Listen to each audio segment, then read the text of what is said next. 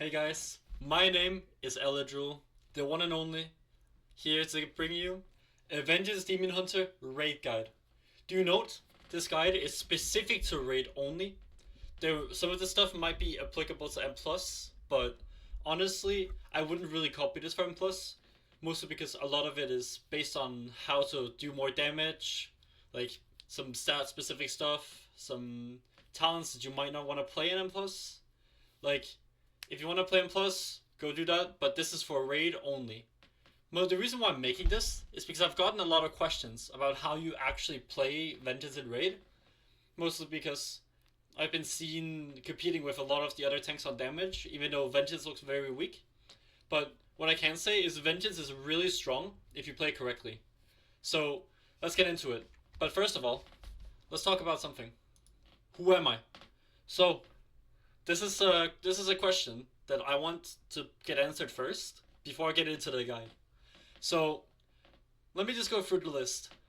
I am a multi-rank 1, prop palette destroyer, absolute wrestler, the most ethical player on the planet. That is all you need to know about me. I never pad, I don't pad, I am the GOAT. So, another thing, if you can guess this animal in the comments, yeah, you know what will happen. Anyways, let's get started. So, let's first go over what you play as Felscarred. Now, Felscarred is the hero talent that you will play on most fights overall. And honestly, I would play it on every single fight, just for logs and just overall survivability. Now, there are a few variants of how to play this, and it really depends on single target and AoE. And there is some specific stuff that I'll go into as well for talents. So, this is what I would play on single target. I'm going to move my camera a bit so you guys can see. Perfect. So, I will link these builds in the description as well. So, one thing to note here is on the class tree, you see that we're playing Collective Anguish and we're playing Hunt. So, for some guilds, you might want to spec into Darkness and maybe go Demonic Muscle as well if you need it. Now, the flex points here is you swap Collective Anguish for Collective Anguish and the CDR on Infernal Strike for Darkness, Demonic Muscle, and Sigil of Spite, which I will name Elysian Decree, Sigil of Spite, whatever, it's the same thing.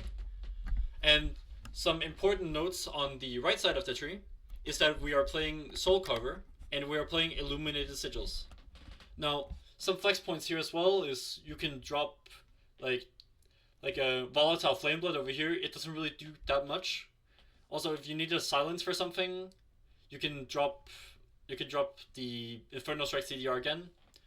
On a fight like Broodtwister, like if you could drop Painbringer for Sigil of Chains. You can do that on Rashanan as well if you need the grips, or on Ansurek if you need the extra barrier, right?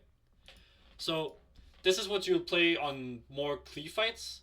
You see, we swapped out Hunt for Elysian Decree. This is mostly because Hunt has more single target value, whereas Elysian Decree is a lot more valuable in AoE. On the class tree, or well, the spec tree rather, you can see that we made a few changes. First of all, we're playing the Fel Def damage increase. So Soul Carver doesn't really add a lot on AoE, and this is a lot better on any kind of cleave. Honestly, it might be better on single target as well, but Soul Carver just feels really good to play, and I think they're about equal. And we also swap out Cycle of Binding for Burning Alive. Now, these two talents are flex points for each other. So if you cannot get value from Burning Alive whatsoever, which will be on most single target fights, and some AoE fights, like for example Ansurek, you don't really play Burning Alive. You don't play Burning Alive on Rashanan either, because they can't spread to the ads for some reason. On those fights, you will play Cycle of Binding instead of Burning Alive. And that is pretty much the base of how you play this build. Now there's one more build that you will only play on one fight, maybe two, if you need the extra defensives. And it is this build. It is the Ansurek Feast build. So the difference here is you pretty much just play the full single target build, except you are playing Down in Flames. Now the reason why you're playing this is because for Feast, you need Fire Rebrand for every single feast. And you need to couple it with Feldev as well to live it. And Down in Flames just allows you to have more fire rebrands, basically. You don't lose that much single target from dropping Illuminated Sigils. Lose a lot more in AoE, but that doesn't matter as long as you live. Also notice that we dropped both like Collective Anguish for Darkness, Demonic Muscle, and Sigil Spite. Like, that's just... You could do that on the other builds as well if you end up needing it. One thing I will say, it is not that big of a loss to drop Collective Anguish. So if your guild asks you to go Darkness, don't argue, just do it. Just go Darkness. It will save you a lot of trouble. Now, so openers is a very important part on Vengeance. And basically, the reason why is because Vengeance is primarily a spec that is based on Burst. Fuck, I moved this on accident. Let me adjust camera. Just to be smaller. You'll understand why later, because I filled out all these slides. So, let me just go over some of the openers. So you can screenshot this if you want, and just keep it and practice it on dummies. But I'll explain some of the reasons why you do what you do. So, on the single target opener, you will send your cooldowns right away. This is assuming you have Lust. And then only after you've sent Hunt, 1 Fracture, 1 Fellblade for Fury, Sigil Flame, that's when you send Fiery Brand. The reason why you're delaying your Fiery Brand for so long is because with this combo, you can set up for a perfect 5-stack Spirit Bomb without having to use double Fracture. Since, I will explain later, Fracture is a pretty bad global and you want to avoid it as much as possible. And with this build, you don't have Sigil Spite to get that initial, get those initial soul fragments. So, the reason why I put Immolation over here is basically you wanted to send it off cooldown. Especially in the opener, just to extend your Fiery Brand. Now, a lot of people just hold their second Immolation aura for meta, which is fine, but then you just don't get to extend your Fiery Brand, which feels like a big loss, especially in the opener when you kind of want to have every single Demon Surge during the Fiery Brand. So, if you have Lust and you have Mandate, you can also put the Immolation Ore here to ensure that you get 5 Soul Fragments for your Feldev. Now, then you said Feldev, Spirit Bomb, Soul Cleave, and then meta during the Soul Cleave global. Then you just send your Demon Surges, although you are delaying your last few Demon Surges to stack up Frailty with Soul Cleave. The reason why you do this is to increase their damage, and they will do a lot of damage anyway, so you might as well add an extra 16% damage on top of it, right? And then you end up with Feldev as the last one. The reason why you end up with Feldev as the last global is because whenever meta ends, your Feldev resets anyway. So you can use the Feldev in your meta whenever you want, and you will not lose damage, as long as you send it during Fiery Brand. That's why it's the very last global that you press in your Fiery Brand. Now for AoE, it's a bit different, and you want to change this based on a few factors, and you might want to move your Fiery Brand a bit earlier if you want to spread it quickly, and if, for example, if there's a lot of mobs, if there's 3 mobs or something, this works totally fine. And another thing to note as well is that Immolation Ore generates a lot of soul fragments on AoE, so you might want to drop this Fracture as well. There's a lot of factors going into this. And then there's another thing to mention as well is about Sigil Flame. So the reason why I have my Sigil Flame spaced out like I have is to basically just make use of the Mastery buff from Student of Suffering, which a lot of people don't really make use of. I see a lot of people, when they go into the meta, they just instantly send 2 Sigil Flames right away. And while it might feel really good with Firebrand, you lose a lot of value during your meta by not having Student of Suffering for it. So, the full pad AoE thing is something that I will go into now. Now I will explain a term known as meta cancelling. Meta cancelling is very weird. So, whenever you cancel meta, it basically counts as your meta ending. And I mentioned there's a bug where whenever your meta ends, it just resets your Feldev. So whenever you send Feldev does not matter in your meta, but it also means that if you just cancel your meta, you get your Feldef back instantly, which you could see as, like, there's a little cancel icon here. That basically means that you cancel it. Now, so what is meta cancel and why you shouldn't do it? So basically, as I explained, it is this talent right here that's bugged because the Fel Devastation and Fel Desolation have different spell IDs, and it's kind of weird how they fizzle out, where it just doesn't work properly. I don't know, it's weird. But basically, then you just get a Fel Devastation back. Now, what's the gain from this? The gain is, or well, no, let me explain how you do it actually. So whenever you send all your Demon Surges, all you do is just press this macro, which will just cancel your meta. It's very simple. It sounds very convoluted, but it's pretty easy. You just cancel your meta. The problem with this is knowing when you should do it. Now, here I have a screenshot of a week 1 log. I think this was week 1 or week 2. I don't remember. But as you can see, this is 24 seconds in, and I get 9 Demon Surge hits very early on in the fight because I'm canceling meta. Now, the way you get value from this is because Firebrand buffs all your fire damage by, I can't remember the exact percent, I think it's 50. Making sure that you get 2 extra Demon Surges in that Firebrand on pull is a massive burst increase. You will burst like fucking crazy. You might even be like number 5 on damage on pull if you do this correctly. But another thing this does as well is that it puts your Feldef on cooldown earlier, so that you might get another cast of it. Now, on single target, that doesn't really matter. Well, the place where meta cancelling really comes into effect is on AoE. So this is from a recent Silken Court log, and as you can see, for the first 39 seconds, I am topping the meters in main raid. The reason for this is because I am sending meta when the ads spawn, then make sure I get the Demon Surges, then I'm cancelling meta to get another 2 Demon Surges and a full Feldef on the ad spawns, and I just destroy them. It basically just means that you get more value out of your Feldefs, and you get more Demon Surge value if you can make use of this. Now remember, the use case is very, very limited, and if you don't know what you're doing, I would not recommend doing this. You are just fine just playing it properly, like just playing normally. Just not cancelling meta, just spamming a few soul cleaves, waiting for meta to end.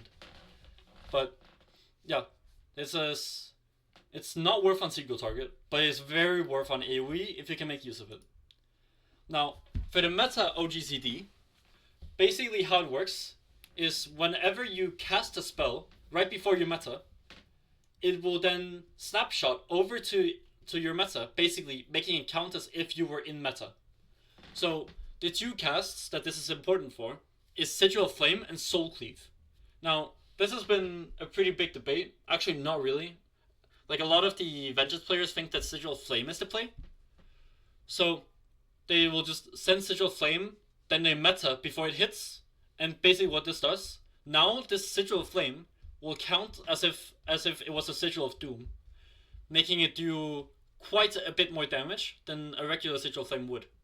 Now, what makes Soul Cleave good is if you cast your Soul Cleave, or Spirit Bomb for that matter, it doesn't really matter which one, in your Feldef before you meta, then if you meta before the Demon Surge hits, the Demon Surge damage will then stack up going into your meta.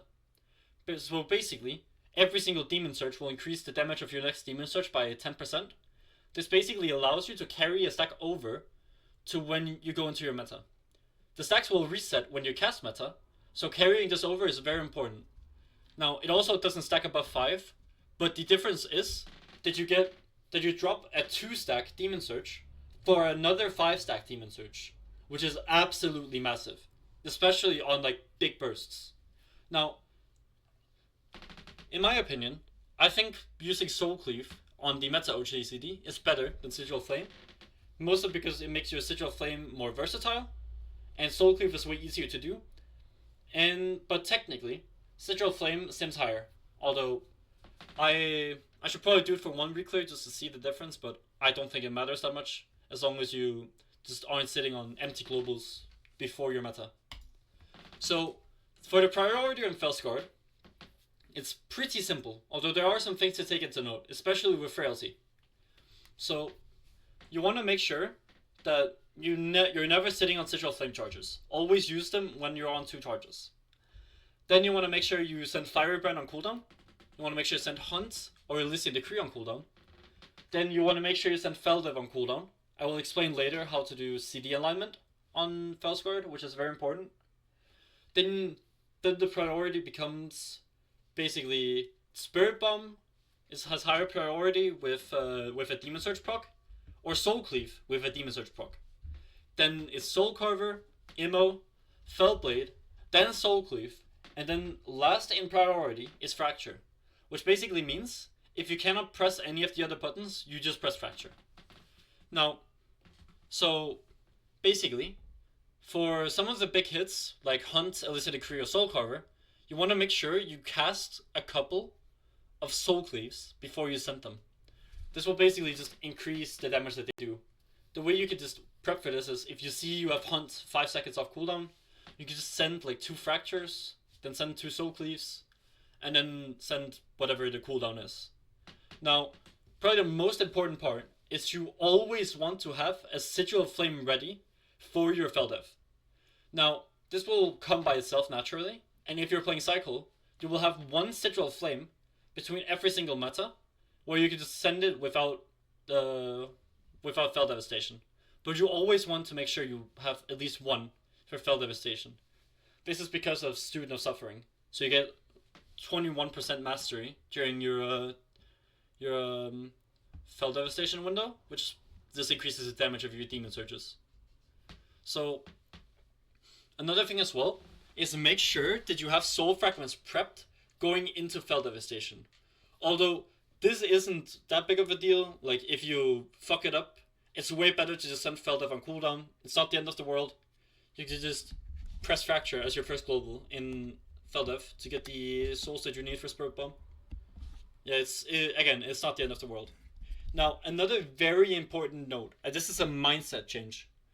Whenever you're playing Vengeance, it's very important to think to yourself, okay, I must always be spamming Soul Cleave. Even though it looks very low in the priority list, right? Always think, okay, can I press Soul Cleave here? Can I spam Soul Cleave? Soul Cleave, Soul Cleave, Soul Cleave. The reason for this is because Soul Cleave is most of our damage by like a mile. I'll go into this later as well. And even though it might be more worth to just, I can just press Fractures on 2 charges. Now, this makes sense on paper, but like in practice, you will never run out of stuff to press playing this spec. I have tried, it's impossible. You will always have a global to press, and Fracture will always be the last global there. Now for when to use Spirit Bomb over Soul Cleave, you want to use Spirit Bomb when there's 5+ targets, and this is at like 4 or 5 Soul Fragments, so if you can set that up, it's perfect. Or at 3 targets with Firebrand up. Now most of the time it's more worth to just spam Soul Cleave anyway, and if you're ever confused on what to do, unless it's like Mega Mass AoE, just Soul Cleave. Now, this is an important one, and I feel like this needs a bit of explaining. So, Fracture is fucking bad. It's really bad. And let me explain why.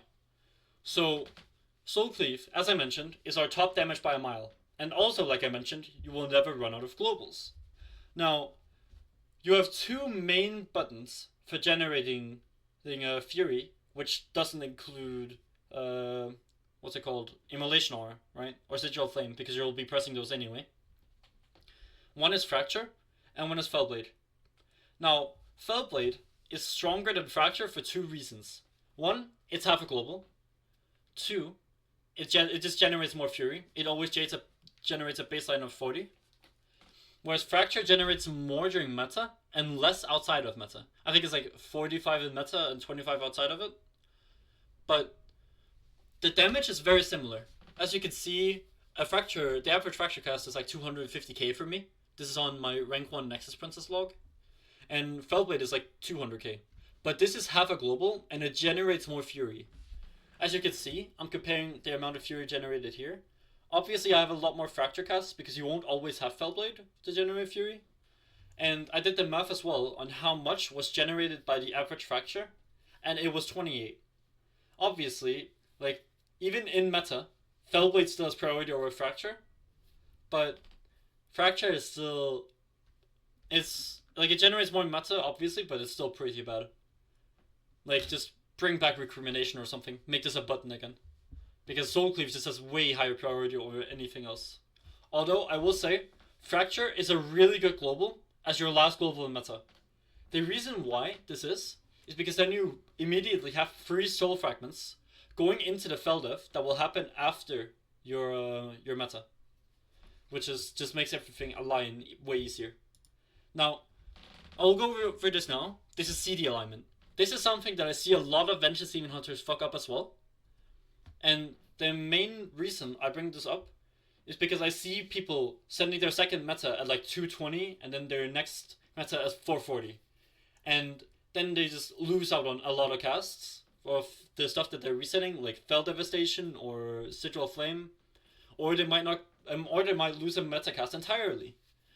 And this way of aligning your cooldowns is absolutely free, and it will work every single time. So basically what I do is, like, you send Firebrand, and then you send your Feldev, then you send your meta, blah blah blah. Then when meta ends, you just send Fell Devastation right away. Now these two cooldowns should align naturally.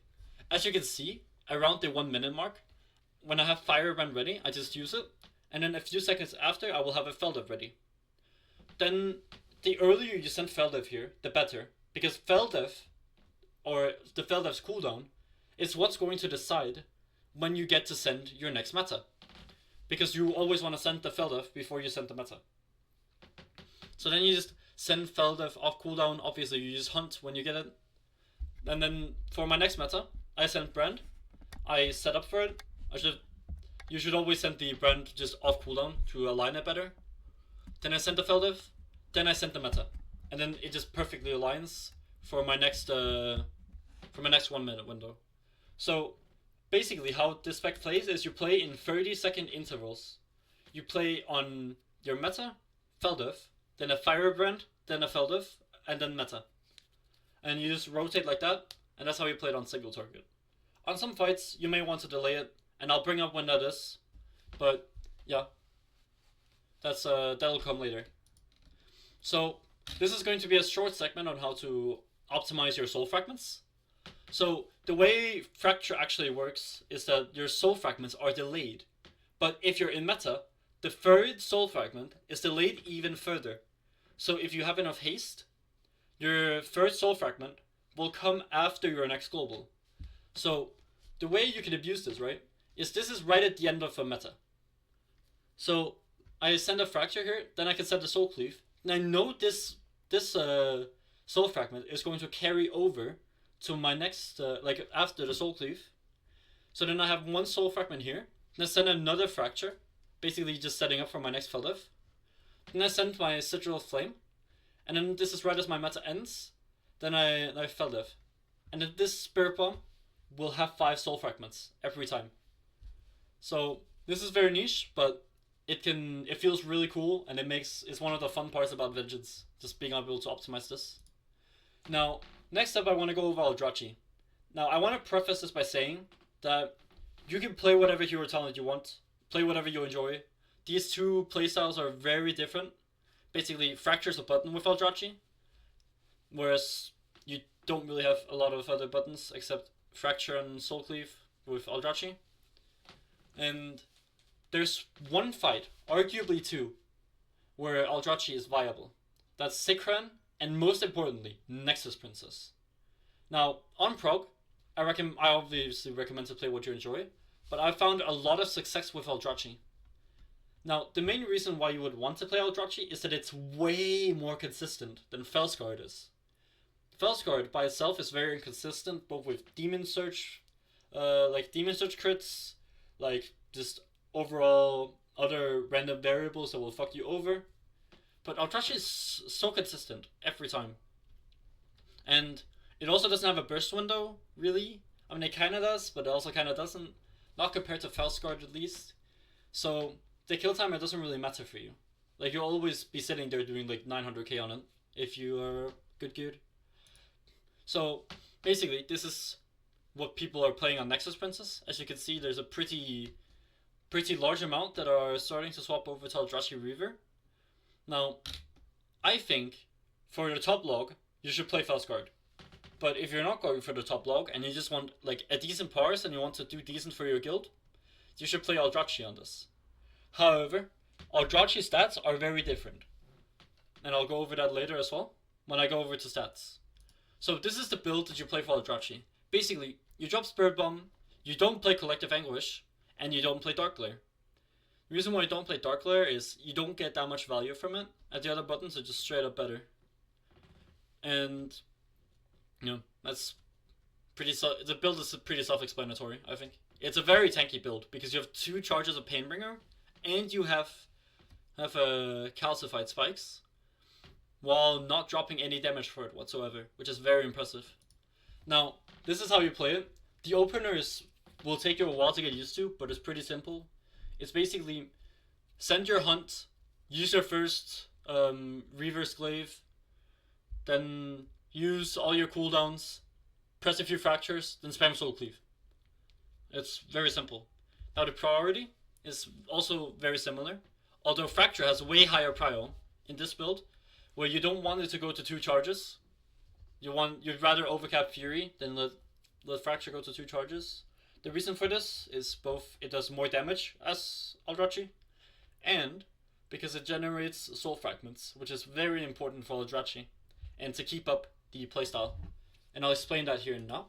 So the way Aldrachi Reaver is designed is you want to optimize the amount, like your uptime on Thrill of the Fight, while still keeping 100% uptime on Reaver's Mark. So Thrill of the Fight basically gives you a 20% damage buff for 10 seconds after you've consumed both your empowered spells from Reaver's Cleave. Now, you will not have 100% uptime on this. I think I had like 60.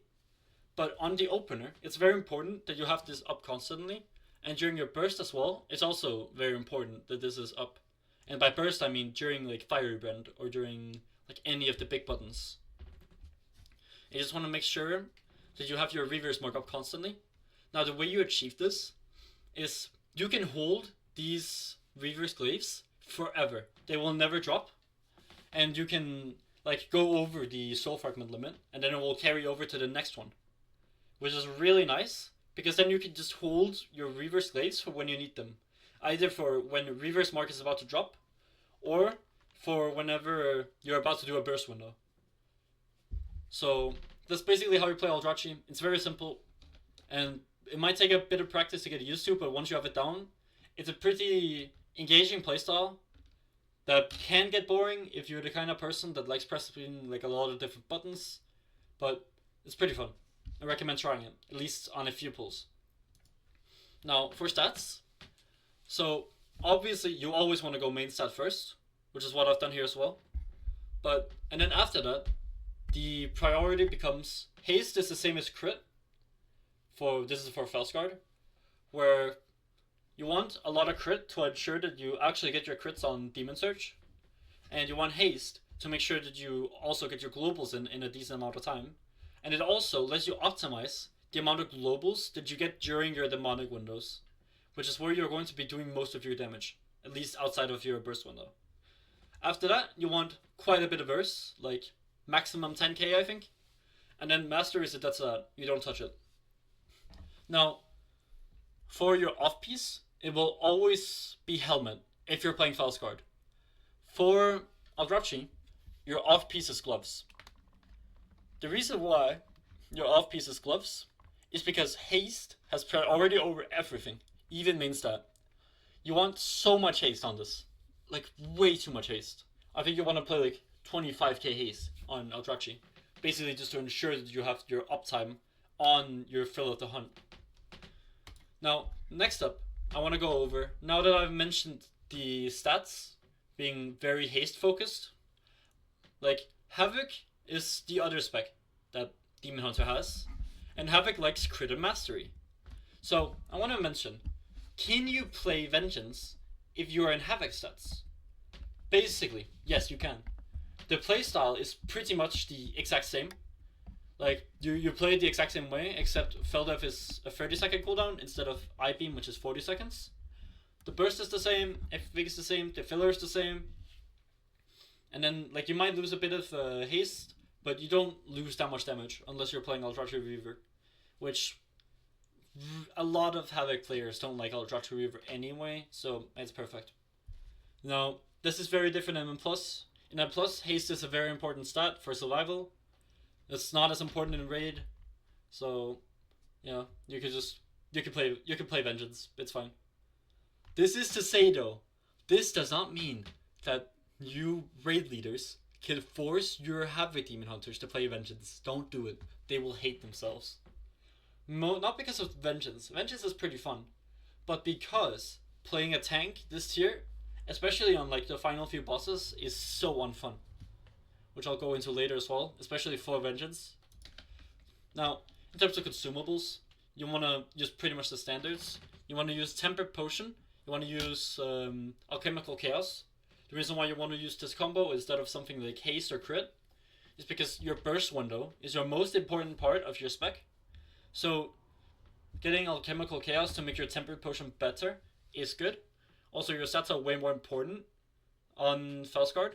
Now, one thing as well, if you're playing, if you're playing Aldrachi Reaver, you want to play Swiftness Flask instead, because it gives you that extra haste.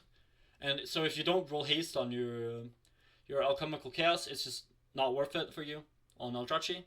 So you want to just play the other file instead. For like your weapon thing, you want to play Whetstones for Felscarred. And you want to play Mana Oils for Aldrachi. Then you just use regular main stat food and regular Augment runes. For your enchant on your weapon, you want Authority of the Depths instead of Radiant Power. The reason why you want this is because it just does a lot of damage, especially for like a lot of tank classes, especially in like drawn out fights. There are some fights where you would want Radiant Power, like some Cleave fights, and if you have the gold, you can swap. But if you wanted to stay consistent, just go Depths on every fight. Now, for embellishment options, there is a lot of options, and as mentioned up here, it doesn't matter. Like, it doesn't matter that much. So, what I recommend for your craft, when if you're first starting Vengeance, or you're like looking for your first craft, always craft Ascension first. Now, the reason why I recommend this is because it's very versatile. Like, it's definitely the most versatile thing that you can play on this. Then, and because it's like, it scales in AoE, it scales in single target, it also goes well into Havoc if you want to off spec, and it's like maybe like 100 DPS behind the best option, but which always depends on sims. So if you don't want to think about it, just go Ascension. Although you can go Focusing Lens for single target, it's very consistent damage. But the problem with this is, like, there's no RNG on it. Absolutely no RNG. So, you want to so if you want, like, a good parse, this is bad. Like, if you want to go for rank 1, this is just bad. It also has no AoE capabilities. Another good one is Blessed Weapon Grip. This seemed very well at the start of the tier, but now that we have more stats, this just doesn't seem worth it. Next, there's the Adrenal Surge Clasp, which is pretty alright, I think. I think this is like a really good option if you're like, oh, what the fuck do I craft? Just craft this belt. But it's not very versatile, and you need to get hit to get value from it, which just doesn't feel great. Then there's Writhing, which you will play with Ascension only. And then Dawnthread Lining. This is a very niche one. And I want to preface this by saying, if you want to parse outside of speed kills, you do not play this. This is only for if you're going for a speed kill and you know that your health won't drop that much. Which is basically never. This sucks on tank. But it's better than Ascension for burst. Now, for Trinkets, I made this hefty little tier list here. The problem with this is, don't take this as the end-all be-all for what Trinkets to play. Also, Farm Plus, just don't copy this Farm Plus. Mandate is not the best in M+. It's really good in Raid, but it just doesn't carry over well. But Mandate in Raid is really strong. Now, it's very ethical. There's a lot of options you can use with it. Like, if you know the kill time is going to be 3 minutes, for example, you can use Mandate after your burst and then get it back for the end, because it does execute damage. And then it's just like 4% of your damage, even with bad RNG and low eye level. Like, minimum 4% of your damage. It will be way more, usually. Now, for the other trinket options, I will go over some really good ones. Sack Brood is a general really good option. Also, best like lock-in for Aldrachi Reaver, you never drop it. Scardens, and to some extent Transmitter, are your unused trinkets for example, AoE fights, or speed kills, if you need the damage from your meta. Now, these are still really good in single target, and they absolutely thrive in AoE, especially on something like Broodtwister and Silken Court. I mean, Transmitter is a bit ass to play, but it's better than Scardens, I think, by like a very small amount. It's also more versatile with it being a 90-second cooldown. Now, some other options as well. Foul Behemoth, whatever the fuck the name is. This trinket right here. This is the best prog trinket. If you're progging, play this trinket and never drop it. It's, first of all, it's good damage. It makes you tankier at the end of the fight, which is usually pretty important. And it just overall makes you just unkillable in the last phase. Like, what can I say? This trinket is just really strong. And it's consistent too. It's very consistent. Now, if you really need a defensive trinket, there aren't a lot this season. Basically, the D tier is just the only defensive trinkets from M+. There's one here. It's also pretty bad. But the only one that I recommend ever swapping into is Swarmlords. Swarmlords gives you nothing in terms of damage, but is pretty good defensively. And on a fight like Ansurek, I would definitely recommend playing Swarmlords. Now, some other ones I'd mention, I've seen people play Ocarina, specifically one guy, which I beat on Nexus-Princess. Shout out to him, by the way. He played this, and it could be used to help your team out, but I honestly don't think it's worth over something like Mandate, Sack Brood, even Contract, which would play on a lot of fights as well. And because it doesn't give a lot of stats. Obviously you could choose which stats you want on it, but it just doesn't give that much. I don't know, it's just a really weak trinket. Now, this is what Sims say. You can copy this if you want. This is pretty much what I've gone over as well. Like, what's good. But yeah. If you want to copy anything, copy from here. Now, this next part of the guide is where it gets fucking tricky. If you are not reclearing, I will definitely handle this with care. Like, do not, like, just don't copy this if you're, like, if you're struggling on a fight, for example. This part is purely how to do damage and how to optimize damage in both a progress setting and a pad setting, like going for logs. Like, this is, I don't know, like this is just like basically like detailed ways of how to play it. Wait, fuck, I scrolled too far, sorry. So obviously you're free to just take what I've cooked and then add your own little cooking to it. If you find something that really works, please tell me. I'm always interested in hearing like people's ideas. But yeah, handle this with care. And you can always go back to this once you get on Prog, right? Now, for Ulgrax, we have 11.0.7 coming out tomorrow, and this basically makes it so that the intermission doesn't count on logs. This is important because usually Demon Hunters would send meta during intermission to pad. Now, this is still, if you're proccing this fight, this is still a really good option. However, who is proccing this in 2024? Now you just send meta on, like, basically whenever you come up. Now you just swap to the standard, like, general single target build instead.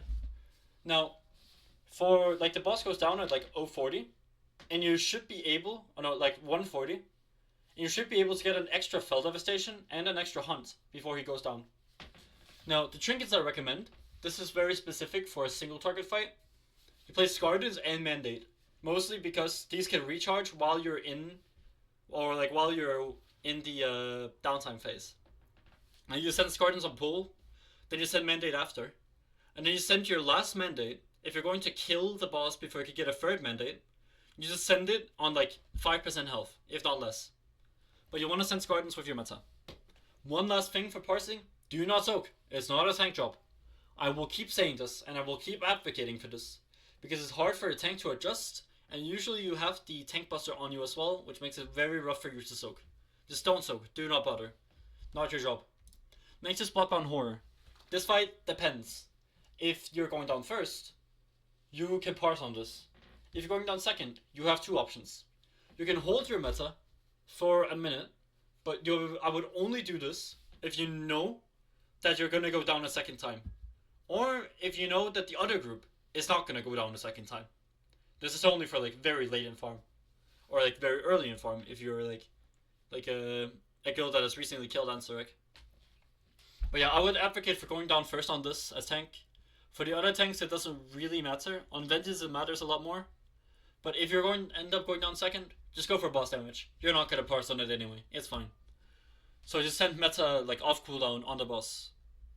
Now, the way you actually parse on this, if you're going down first, is that you hold your cooldowns for when you're going down. This includes Firebrand. So you just send Firebrand as soon as you go down, then you send your meta, then you cancel your meta to just destroy the ads. However, you always want to make sure that you have Feldev for the last ad downstairs. Mostly because there will be a lot of the smallies going towards boss, and you can just pad on those for rank 1. However, that's very unethical. And if you want to just play for your team, you just send meta into boss. Like, your damage will not matter downstairs that much, to be honest. Unless you're like really struggling on damage, then I recommend padding. But it depends on your guild. Also, this fight does not hurt at all. You can chill. Now, the build I recommend is you would play the general Cleave build if you're going for a proper log. And if you're going for a boss damage parse, then you play the general ST build. And the trinkets I recommend for this are Sack Brood and Mandate. Now, the next one is Sikran. Now, Sikran, there's a few stuff you could, like a bit of stuff you can optimize. There's not a lot going on, and you cannot really die on this fight unless you fuck up the tank, like the tank mechanic. But the one thing I will recommend is if you got used to canceling meta, this was the fight where I learned that it's bad. And the reason why is because your Feldev will line up with every single charge if you cancel meta, which is just bad. You want to make sure that you just play the fight normally. Just play it like it's a dummy. You also want to make sure that you chase the boss whenever it does the charges. And you just want to do this for uptime. You also want to stand under the boss for Shattering Sweep for uptime as well. It will make you take a bit more damage, but if that's a problem, call for an external, not your job. Or move out if you're a pussy. Now, Aldrachi is a good option here if you don't know your kill timer, because Aldrachi is a lot more consistent than Felscarred. But I would just recommend playing Felscarred here because the damage potential of Felscarred is way higher than Aldrachi. Now, for the build, I would play single target Aldrachi, and for Aldrachi, I would play Sack Brood and Egg from Broodtwister, and for for Felscarred, I would play Mandate and Contract. Now, Rashanan is a very weird one. Now, this does not count for All-Star, so you don't really need to care about this as much. But this fight is very different depending on if you're going for the boss damage parse or regular parse. Because the ads, you need to play differently around them, depending. Because Demon Surge does reduced damage for the amount of targets it hits, like with the Demon Surge. So you want to make sure that your Demon Surges do not hit the ads if you're going for a boss damage parse. On farm, I would not recommend this because then the ads are just going to go crazy on your DPS, but usually you just die instantly anyway, so who cares? Now, the way you line this up is if you're going for regular parse, your first meta will be when the ads are spawning. And the biggest priority spells on them are Fel Devastation and Spirit Bomb for your Demon Surge procs. And then you can have your other Demon Surge procs if they don't die in that time, but usually they should, because you should just be soloing them. Vengeance is really good at dealing with these ads if it's ever a problem for your team. And then if you're playing for boss damage, you just send stuff off cooldown. Basically like a regular single target fight. Now on this fight, you will play a Cleave build, but you will play Cycle. Now the reason you play Cycle is, like I mentioned, Firebrand does not spread to the small ads, and even if it did, it wouldn't spread fast enough. You can also spec into Sigil of Chains here to help group up the ads, but usually the ads just die before you can get the global in. Now, if you want a Mega Pad, there's also two options you could do as well with your meta. You can use your second meta at 330, which will align with like a double set of infected spawns, or you could use it off cooldown and have it ready for like around 420, 430, and then send meta there where there will be another double spawn as well, but it will be a bit more spread out. So just be careful of that and think about that when you go into the fight. It also depends on your kill timer. If your kill timer is like 4 minutes, you just hold meta for 330. Now, for Trinkets, you will always play Mandate here. Always. If you have it, you will always play it. But Scardens for like AoE padding is pretty good too. You will send Mandate as your first global if you're playing Scardens, because then you get Scardens back for the first infected spawns. And then you just send Mandate off cooldown and Scardens during meta. Now, Broodtwister is a really weird one. And this one is really hard to parse on. Especially because a lot of people will be killing the ads for you, and there's a lot of other intricate things going on in the fight. There's also a weird tank mechanic, which honestly I have not had difficulties with, as long as you just have healers top you beforehand, because Vengeance doesn't really have a way to like give yourself an absorb like Blood DK has or Brewmaster has. Then you just need to be topped and then you just vibe. Now, the important thing here is you wanna send your first Feldev right away. And then you send your next Feldev as soon as you get it up. And then you send meta with it, but you are holding your Demon Surges. Then when ads are about to spawn, you send Brand, you send Sigil of Flame, and then you just send your Demon Surges on the ads. This is the only fight where if you need a Pars on this, you have to cancel meta. Then you cancel meta and Feldev again, and make sure that the parasites die. Then when you move over to next set, you should have your Feldev ready to nuke those as well. And then your next meta should be ready like right after the third ads have spawned, and then you just send it when you get it. Then your next meta will be available for second set of ads in P2. And then your last meta depends on your kill timer. If you are progging this, oftentimes you will hit first X in P3, where you will send meta there instead. However, if you don't hit that, you will just send it off cooldown. Now, for like parsing on this fight, always hold your Feldev for ad spawns. Always. It also helps a fuckload with spider aggro if that's a problem in your guild. Like for us on reclears, spider aggro hasn't been an issue, mostly because I just pad harder than the DPS do.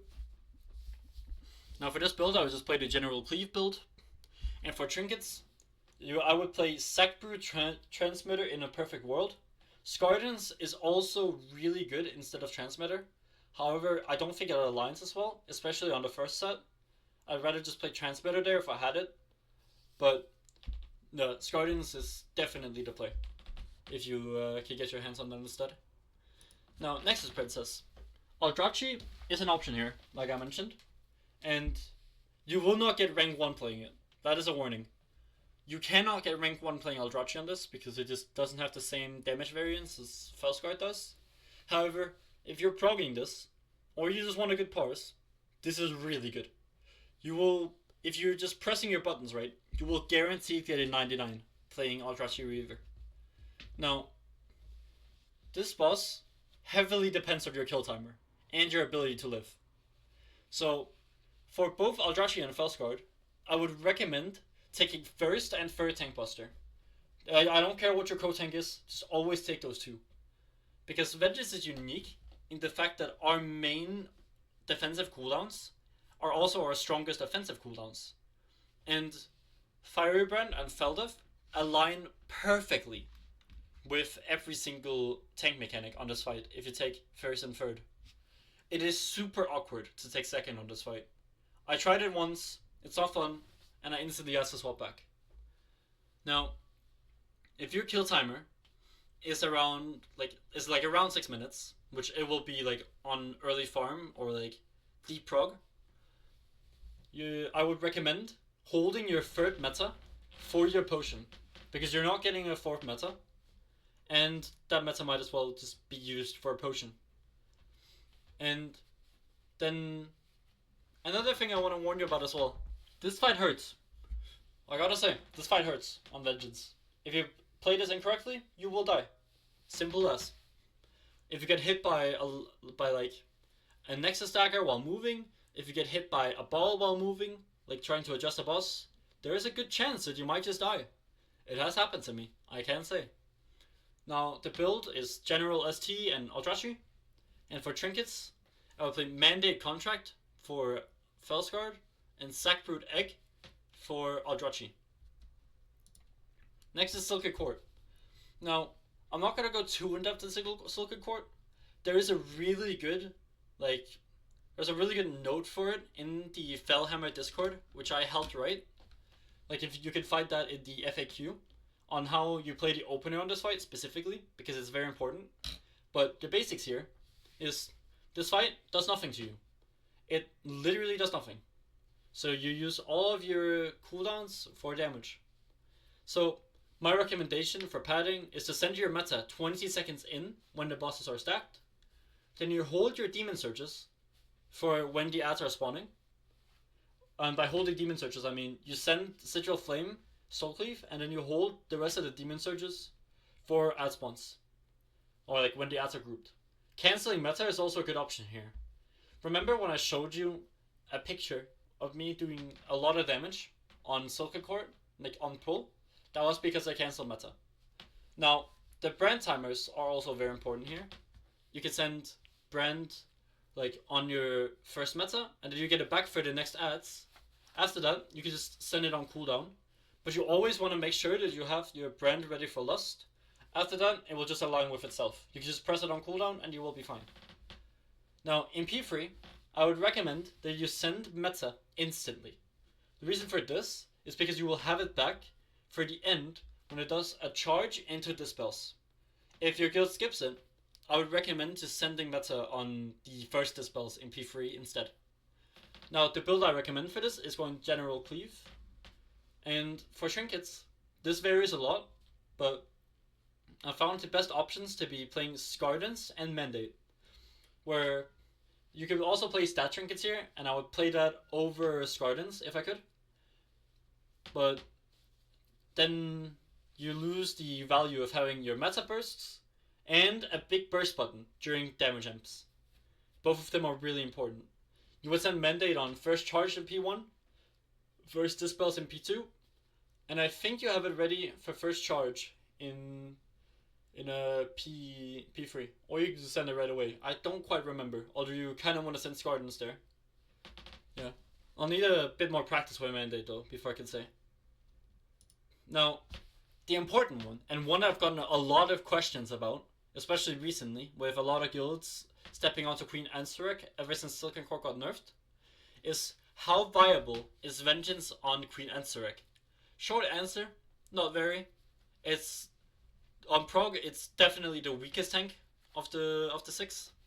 And the reason for this is because you need to be simped for.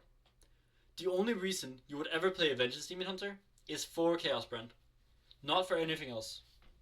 Because you will need to be simped for just as hard as Havoc. And why would you play this over something else? All the other tanks don't need help. I think Brewmaster needs help on one set, where Guardian can shapeshift, Blood DK can AMS and Wave Walk, Brewmaster can Tiger's Lust. There's one where they need help, but other than that they're fine. Prop Pala can Freedom, and Protection Warrior can Spell Reflect. And Vengeance has nothing.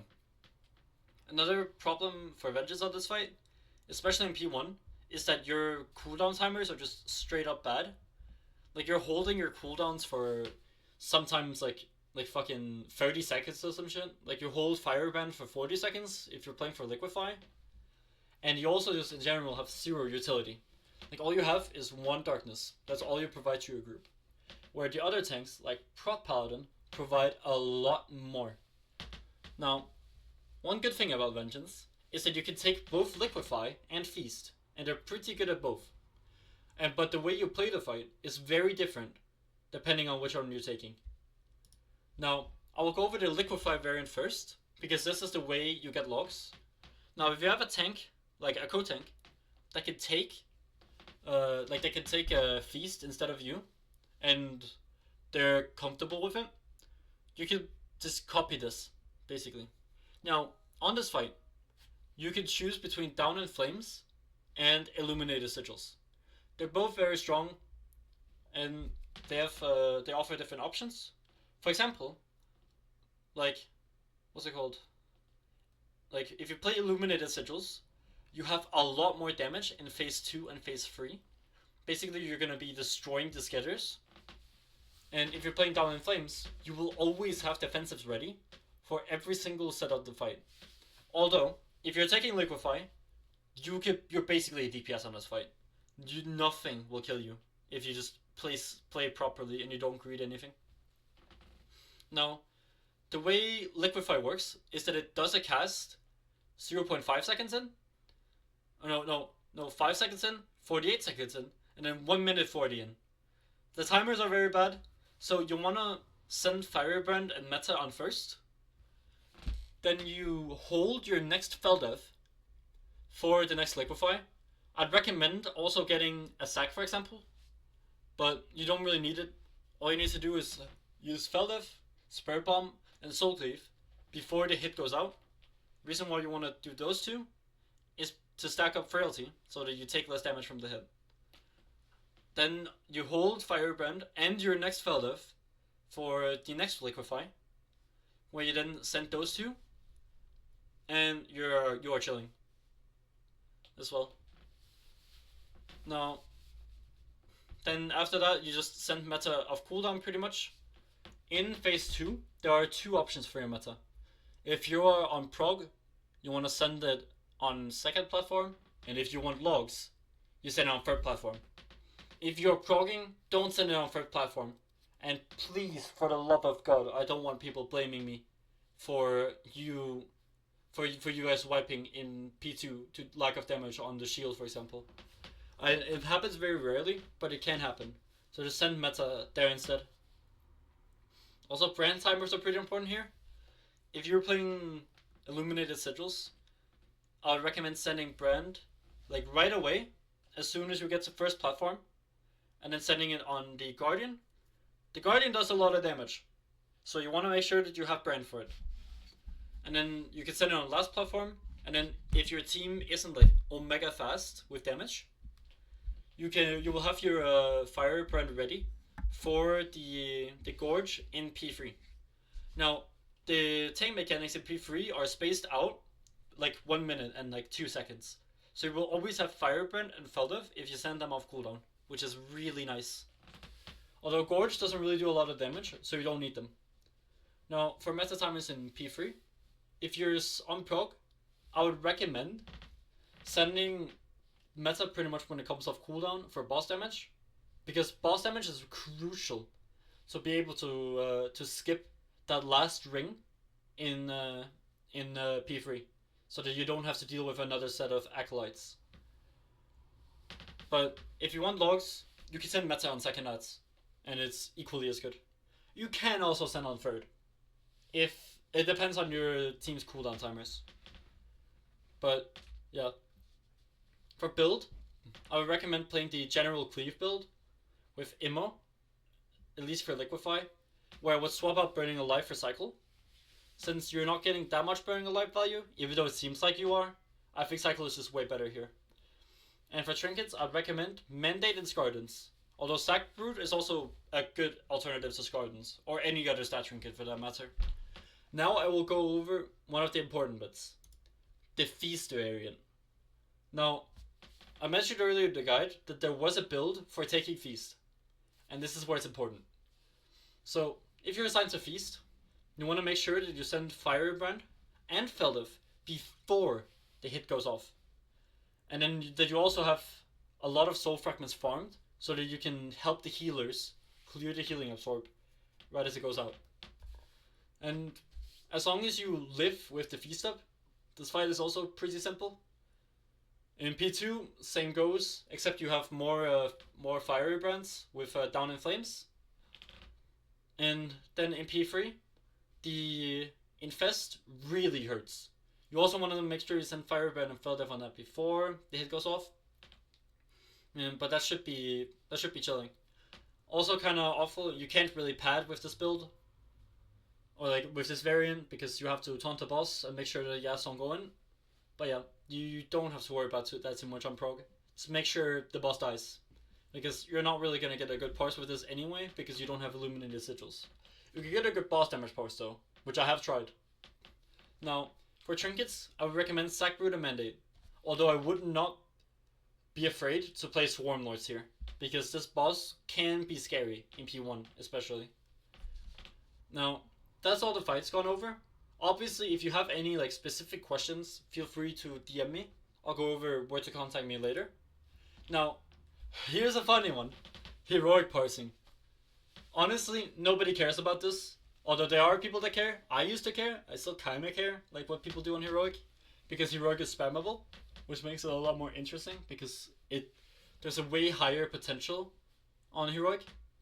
Now, other than some timers being different, a lot of the tips are the same. Although, it's very important to note that kill timers are super important for Heroic parsing. On Mythic, you will get like maybe a 330 Sikran kill timer. And you're like, oh, that's pretty chill. But on Heroic, it is 100% possible to get a sub 2 minute kill timer. And on a lot of fights, it's going to be like that, where you'll lose like meta casts. On some pad fights, I recommend just joining a pug and just padding your ass off, because some people will be undergeared, and the ass will most likely have a lot of health, because a lot of the pugs like playing 25 or 30 players for some reason. I don't know. Now, I want to go over the difference between going for boss damage and going for pad. As you can see here, Vengeance is pretty bad for boss damage. Now, this is not even just Vengeance players playing poorly, because every single log that counts in the max damage to boss department on Warcraft log statistics is me.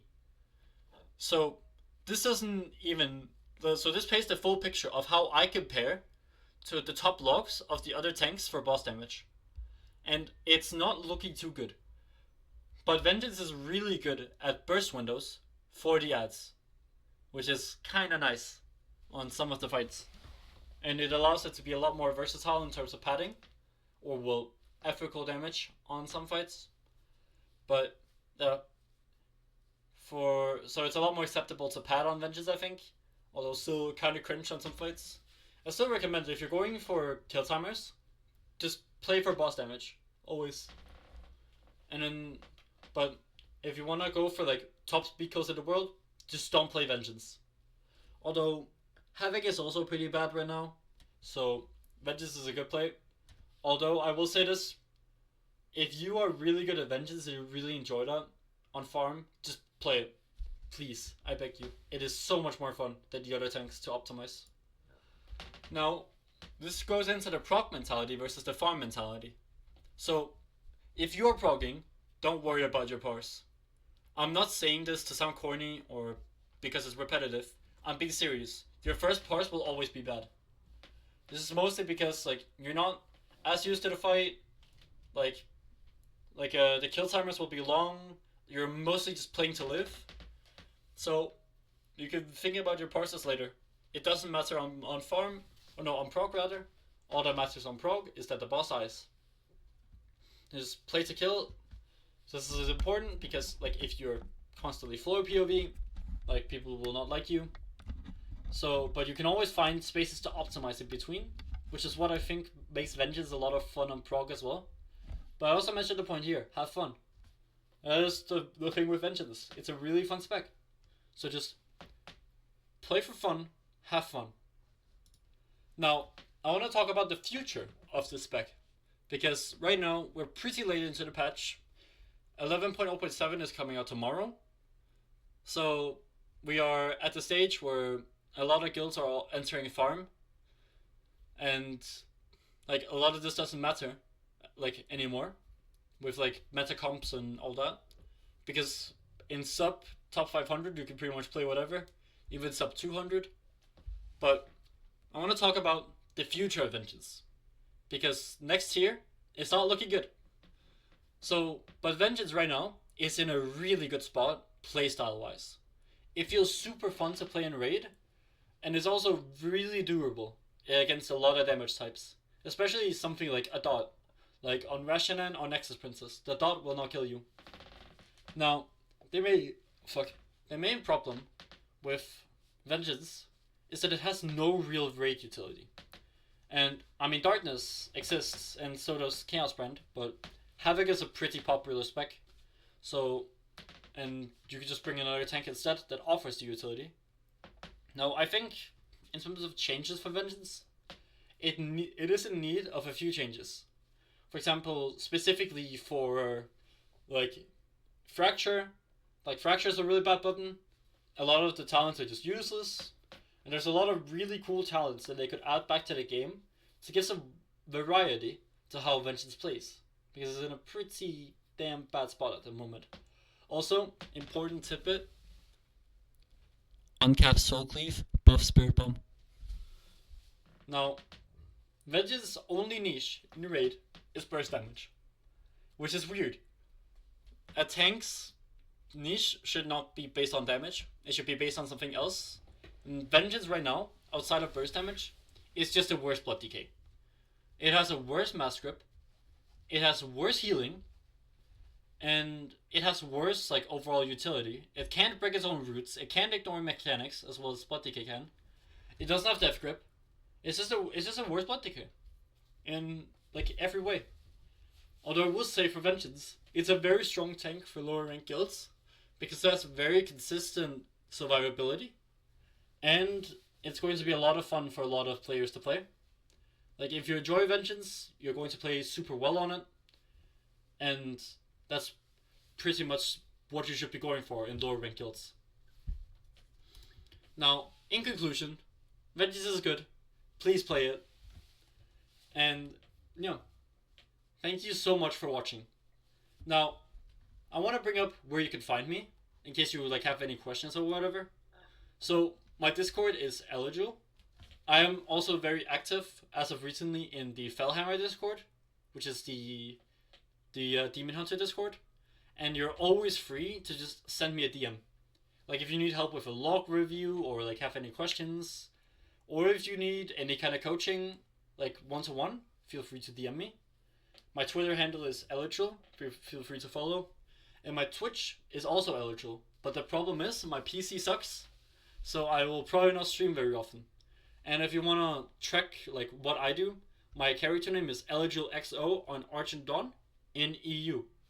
So, yeah, that is it for the guide. Thank you so much for watching.